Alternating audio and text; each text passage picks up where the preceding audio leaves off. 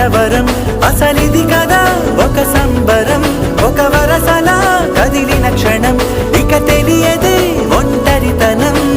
ఎన్నాళ్ళ దూరాలు కన్నోళ్ళిలా వస్తూనే పోయాయి కన్నీళ్ళిలా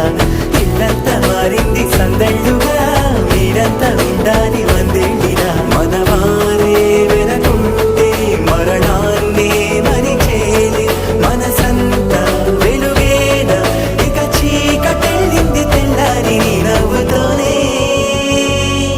10 మంది